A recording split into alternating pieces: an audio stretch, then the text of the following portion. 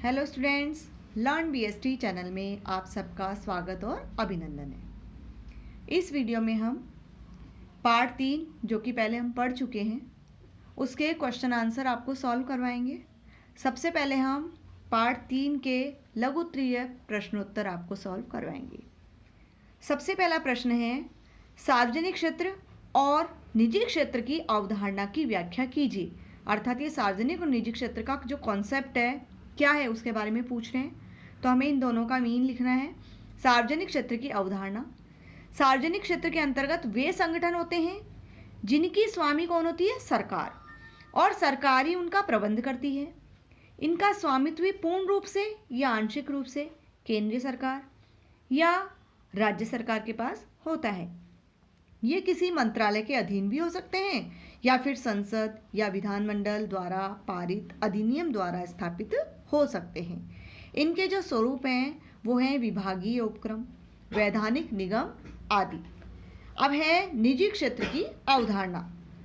निजी क्षेत्र की अवधारणा के अंतर्गत इस क्षेत्र में उन संगठनों का जिनका स्वामित्व निजी व्यक्तियों या व्यक्तियों के समूह के हाथों में होता है को सम्मिलित किया जाता है। इनका प्रबंध और संचालन निजी क्षेत्रों के द्वारा किया जाता है और इन संगठनों के जो विभिन्न स्वरूप हैं वो हैं एकल स्वामित्व, साझेदारी, संयुक्त हिंदू परिवार व्यवसाय आदि, जो कि हमने पिछले चैप्टर में पढ़े थे। नेक्स्ट क्वेश्चन है, निजी क्षेत्र के विभिन्न संगठनों के बारे में बताइए। पिछले चैप्टर में हम पढ़ चुके हैं निजी क्षेत्र के जो संगठन हैं वो हैं एकल स्वामित्व, संयुक्त हिंदू परिवार व्यवसाय, साझेदारी, सहकारी संगठन और संयुक्त पूंजी कंपनी, जो कि पिछले चैप्टर नंबर 2 में है। उसमें से आप इन सब का बारे में थोड़ा थोड़ा लिखेंगे। क्वेश्चन नंबर 3, सार्वजनिक क्षेत्र के में आने वाले संगठन कौन कौन से हैं? इन्होंने पूछा है कि सार्वजनिक क्षेत्र में कौन कौन से संगठनों को सम्मिलित किया जाता है। तो सार्वजनिक क्षेत्र में जो आने वाले संगठन हैं वो हैं विभागीय उपक्रम, वैधानिक निगम, सरकारी कंपनी। अब इन तीनों के बारे में हम लिखेंगे। सबसे पहला है विभागीय उपक्रम। वे उपक्रम जिन्हें सरकार के किसी मंत्रालय के एक विभाग के रूप में स्थापित किया जाता है और ये संबंधित मंत्रालय का ही एक भाग या उसका विस्तार माना जाता है और सरकारी इन्हीं के माध्यम से कार्य करती है। नेक्स्ट है वैधानिक निगम। ये वे सार्वजनिक उपक्रम हैं जिनकी स्थापना संसद में विशेष अधिनियम पारित करके की जाती है और इनके पास एक ओर जहां सरकारी अधिकार होते हैं वहीं दूसरी ओर निजी उपक्रम के समान परिचालन में भी पर्याप्त लचीलापन होता है। नेक्स्ट है सरकारी कंपनी। ये वे सार्वजनिक उपक्रम होते हैं जिन्हें भारतीय कंपनी अधिनियम 1956 के तहत पंजीकृत किया जाता है और इनका संचालन भी इसी अधिनियम के प्रावधानों के अनुसार होता है। इनमें कम से कम 51% चुकता अंश पूंजी सरकार की होती है और इनकी स्थापना विशुद्ध रूप से यानी प्योरिटी अर्थात केवल इनकी स्थापना व्यवसाय करने के लिए और निजी क्षेत्र की कंपनियों से कंपटीशन करने के लिए की जाती है। ये हो गया अपना क्वेश्चन नंबर 3। अब है क्वेश्चन नंबर 4। इसमें पूछा गया है कि सार्वजनिक क्षेत्र के संगठनों के नाम बताइए और उनका वर्गीकरण कीजिए। तो सार्वजनिक क्षेत्र के जो कौन कौन से ऐसे संगठन हैं, हमने विभागीय उपक्रम, वैधानिक निगम ये सब पढ़े ना, तो इन्हीं के अंतर्गत कौन से संगठन संचालित हो रहे हैं उनके नाम पूछे गए। तो आंसर है सार्वजनिक क्षेत्र के संगठनों के नाम। सबसे पहला है सार्वजनिक क्षेत्र का संगठन विभागीय उपक्रम। विभागीय उपक्रम के अंतर्गत डाक और तार विभाग, रेलवे, दूर संचार विभाग, रक्षा विभाग, ये सभी विभागीय उपक्रम के अंतर्गत संचालित होते हैं। नेक्स्ट है वैधानिक निगम, जिसको हम लोक निगम के नाम से भी जानते हैं। इसके अंतर्गत जो संगठन संचालित है वो है राज्य व्यापार निगम, भारतीय खाद्य निगम, भारतीय औद्योगिक वित्त निगम और भारतीय स्टेट बैंक। नेक्स्ट क्वेश्चन है अपना, नेक्स्ट पॉइंट है अपना सरकारी कंपनी। सरकारी कंपनी के अंतर्गत कोल इंडिया लिमिटेड, भेल जिसको भारत हैवी इलेक्ट्रिकल्स लिमिटेड के नाम से जानते हैं, oil and natural gas corporation ONGC और हिंदुस्तान पेट्रोलियम HP, ये सभी सरकारी कंपनियां हैं। Question number 5।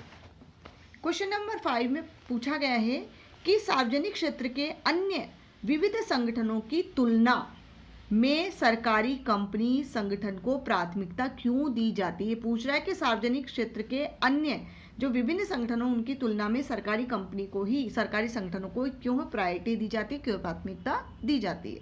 इसका आंसर है सार्वजनिक क्षेत्र के अन्य विविध संगठनों की तुलना में सरकारी कंपनी संगठन को प्राथमिकता देने के कुछ रीजंस दिए गए हैं, कारण है वो निम्न है।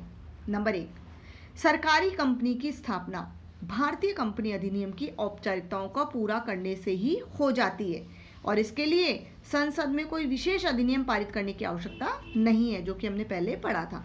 नेक्स्ट है, सरकारी कंपनी में प्रबंध और संचालन संबंधी निर्णय लेने में पूर्ण स्वतंत्रता होती है, इसलिए इसमें व्यावसायिक जो अवसर हैं उनका लाभ उठाया जा सकता है। नंबर 3, सरकारी कंपनी का सरकार से पृथक कानूनी अस्तित्व होता है, अर्थात कोई भी सरकार आए और जाए, ये कंपनी अपना लगातार व्यवसाय संचालित करती रहती है, इस पर कोई इफेक्ट नहीं होता। चौथा, यदि किसी निजी क्षेत्र के उपक्रम को सरकार अपने नियंत्रण में लेना चाहती है तो उसके लिए सरकारी कंपनी प्रारूप की आवश्यकता होती है। नेक्स्ट है 5th, यदि सरकार किसी आवश्यक उद्योग को स्वयं आरंभ करने के बाद में निजी क्षेत्र को सौंपना चाहे तो केवल ये सरकारी कंपनी प्रारूप में ही संभव है। तो ये 5 कारण बताए गए हैं। नेक्स्ट क्वेश्चन है, सरकार देश में क्षेत्रीय संतुलन कैसे बनाए रखती है। आंसर है, सरकार अपनी पंचवर्षीय योजनाओं के माध्यम से उन क्षेत्रों में सार्वजनिक क्षेत्र के उद्यम स्थापित करती है जो औद्योगिक दृष्टि से पिछड़े हुए हैं। औद्योगिक विकास को गति प्रदान करने के लिए देश के पिछड़े क्षेत्रों में आधारभूत उद्योगों की स्थापना जैसे स्टील संयंत्र आदि की जाती है, करी है सरकार ने। इसके साथ ही सरकार द्वारा योजनाबद्ध विकास का मार्ग अपनाया गया है। इसका उद्देश्य है पिछड़े क्षेत्रों का विकास करना ताकि देश में क्षेत्रीय संतुलन स्थापित किया जा सके और पिछड़े क्षेत्रों में नए नए उद्यमों को स्थापित करके क्षेत्रीय संतुलन को बनाए रखने में मदद करती है। हमारा नेक्स्ट क्वेश्चन है, सार्वजनिक निजी भागीदारी का अर्थ बताइए। तो सार्वजनिक निजी भागीदारी का अर्थ है सार्वजनिक और निजी भागीदारी के बीच में सर्वोत्कृष्ट तरीके से कार्यों, दायित्वों और जोखिमों के बंटवारे से। इसके अंतर्गत सार्वजनिक भागीदारी में सरकारी इकाइयों को सम्मिलित किया जाता है और वो सरकारी इकाइयां जैसे मंत्रालय, विभाग, नगर निगम आदि। निजी भागीदारी में जिन्हें सम्मिलित करते हैं वो हैं तकनीकी अथवा वित्तीय विशेषज्ञता वाले व्यवसाय या निवेशकों सहित स्थानीय अथवा स्थानीय विदेशी भागीदारों को सम्मिलित कर सकते हैं। नेक्स्ट वीडियो में हम इसके जो निबंधात्मक क्वेश्चंस हैं अर्थात जो लॉन्ग क्वेश्चंस हैं उन्हें सॉल्व करेंगे।